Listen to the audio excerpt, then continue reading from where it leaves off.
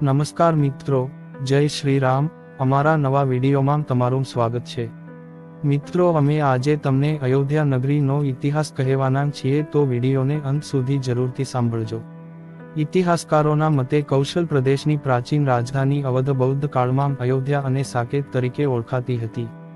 અયોધ્યા મૂળ મંદિરોનું શહેર હતું. જો કે હિન્દુ, બૌદ્ધ અને જૈન ધર્મ સાથે સંકળાયેલા મંદિરોના અવશેષો આજે પણ જોઈ શકાય છે.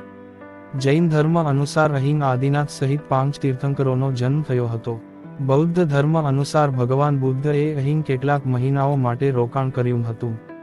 ભગવાન રામના પૂર્વજ વૈવાસ્વતના પુત્ર વૈવાસ્વત મનુએ અયોધ્યા વસાવ્યું હતું. ત્યારથી મહાભારત કાળ સુધી સૂર્યવંશી રાજાઓનું શહેર પર શાસન કરતું હતું. અહીં જ ભગવાન શ્રીરામનો જન્મ દશરથના મહેલમાં થયો હતો. મહર્ષિ વાલ્મીકીએ પણ રામાયણમાં અયોધ્યાની સુંદરતા અને મહત્વતાની તુલના ઇન્દ્રલોક સાથે કરી છે. ધન ધાન્ય અને રત્નોથી ભરેલી અયોધ્યાની અતુલનીયતા અને ગગનચુંબી ઇમારતો અયોધ્યામાં હોવાનું વર્ણન પણ વાલ્મીકી રામાયણમાં છે. એવું કહેવામાં આવે છે કે ભગવાન શ્રીરામની જળ સમાધિ પછી અયોધ્યા થોડા સમય માટે નિર્જન બની ગયું હતું, પરંતુ તેમના જન્મસ્થળ પર બાંધવામાં આવેલ મહેલ તેવો ને તેવો રહ્યો હતો. ભગવાન શ્રીરામના પુત્ર કુશે ફરી એક વખત રાજધાની અયોધ્યાનું નિર્માણ કર્યું. આ નિર્માણ પછી તેનું અસ્તિત્વ છેલ્લા રાજા મહારાજા બૃહદબલ સુધી સૂર્યવંશની આગામી 44 પેઢી સુધી ચાલુ રહ્યું. મહાભારત યુદ્ધમાં અભિમન્યુના હાથે કૌશલરાજ બૃહદબલનું અવસાન થયું.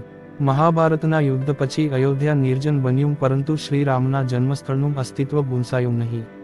આ પછી તેનો ઉલ્લેખ છે કે ઈસવીસન પૂર્વે આશરે 100 વર્ષ પહેલાં ઉજ્જૈનનો ચક્રવર્તી સમ્રાટ વિક્રમાદિત્ય એક દિવસ શિકાર કરતા કરતા અયોધ્યા પહોંચ્યો.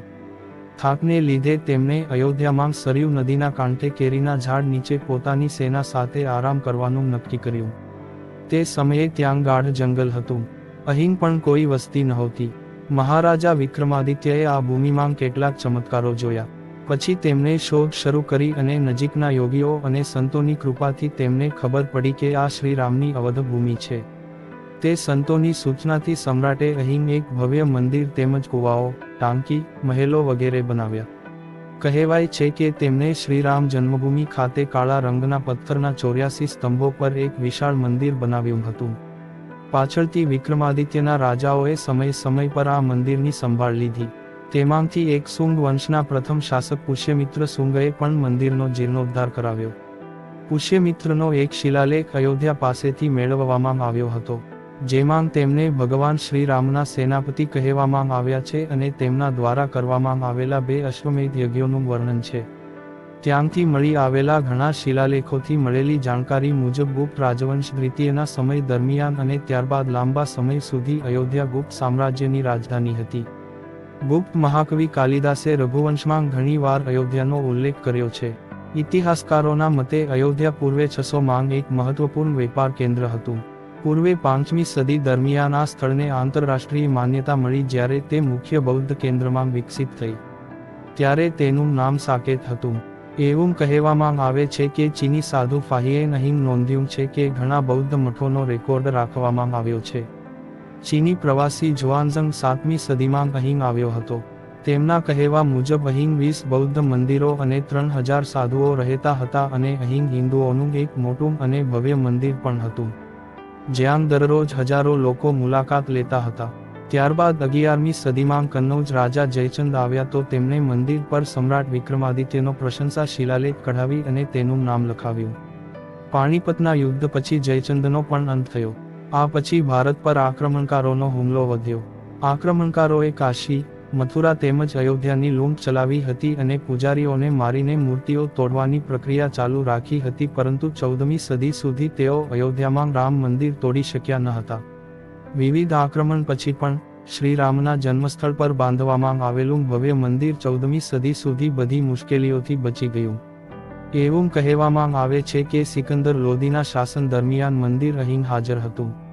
14મી સદીમાં મોગલોએ ભારત પર કબજો કરી લીધો અને તે પછી જ રામ જન્મભૂમિ અને અયોધ્યાને નષ્ટ કરવા માટે ઘણા અભિયાનો ચલાવવામાં આવ્યા. છેવટે 1527માં આ ભવ્ય મંદિરને તોડી નાખવામાં આવ્યું અને તેની જગ્યાએ બાબરી મસ્જિદ બનાવવામાં આવી. એવું કહેવામાં આવે છે કે મોગલ સામ્રાજ્યના સ્થાપક એવા બાબરના એક સેનાપતિએ બિહાર અભિયાન દરમિયાન અયોધ્યામાં શ્રીરામના જન્મસ્થાનમાં પ્રાચીન અને ભવ્ય મંદિરને તોડી નાખ્યું હતું અને તેની જગ્યાએ એક મસ્જિદ બનાવી હતી, જે 1992 સુધી અસ્તિત્વમાં હતી. બાબરનામા અનુસાર 1528માં અયોધ્યાના રોકાણ દરમિયાન બાબરે મસ્જિદના નિર્માણનો આદેશ આપ્યો. અયોધ્યામાં બનેલી મસ્જિદમાં લખાયેલા 2 સંદેશાઓમાં તેનો સંકેત પણ મળે છે. તેમાં આ વિશેષ નોંધનીય છે. આનો સાર એ છે કે જેમના ન્યાયની ચર્ચા જન્નત સુધી થાય છે. એવા મહાન શાસક બાબરના કહેવાથી દયાળુ મીર બાકીએ ફરિશ્તાની આ જગ્યાને પૂર્ણ સ્વરૂપ આપ્યું. રાષ્ટ્રીય સ્વયંસેવક સંઘ અને ભારતીય જનતા પાર્ટીની આગેવાની હેઠળ આ સ્થાનને મુક્ત કરવા અને ત્યાં નવું મંદિર નિર્માણ કરવા લાંબુ આંદોલન ચલાવવામાં આવ્યું હતું. બાબરી મસ્જિદનું વિવાદિત માળખું 6 ડિસેમ્બર 1992ના રોજ તોડી પાડવામાં આવ્યું હતું અને ત્યાં શ્રીરામનું અસ્થાયી મંદિર બનાવવામાં આવ્યું હતું. અત્યંત લાંબા અને સંઘર્ષપૂર્ણ આંદોલન અને લડાઈ બાદ માનનીય સુપ્રીમ ન્યાયાલયના આદેશ બાદ 5 ઓગસ્ટ 2020ના રોજ માનનીય વડાપ્રધાન શ્રી નરેન્દ્ર મોદીના હસ્તે અયોધ્યા મંદિરનું ભૂમિપૂજન કરવામાં આવ્યું અને હવે મંદિર નિર્માણ કાર્ય શરૂ કરી દેવામાં આવ્યું છે.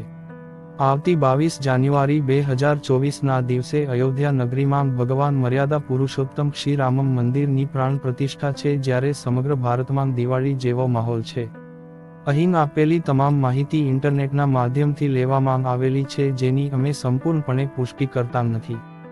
જો આ વિડીયોમાં કોઈની પણ લાગણી દુભાણી હોય અથવા વિડીયોમાં અમારા તરફથી જો કોઈ ભૂલ રહી ગઈ હોય તો અમે માફી માંગીએ છીએ. મિત્રો, તમને અમારો વિડીયો પસંદ આવ્યો હોય તો કોમેન્ટ બોક્સમાં જય શ્રીરામ જરૂરથી લખી દેજો. મિત્રો, તમને અમારો આ વિડીયો પસંદ આવ્યો હોય તો તેને લાઈક કરીને શેર કરજો અને ગુજરાતી ભાષામાં અવનવા વિડીયો જોવા માટે અમારી યુટ્યુબ ચેનલને સબસ્ક્રાઇબ કરવાનું ભૂલતા નહીં. ધન્યવાદ. જય શ્રીરામ.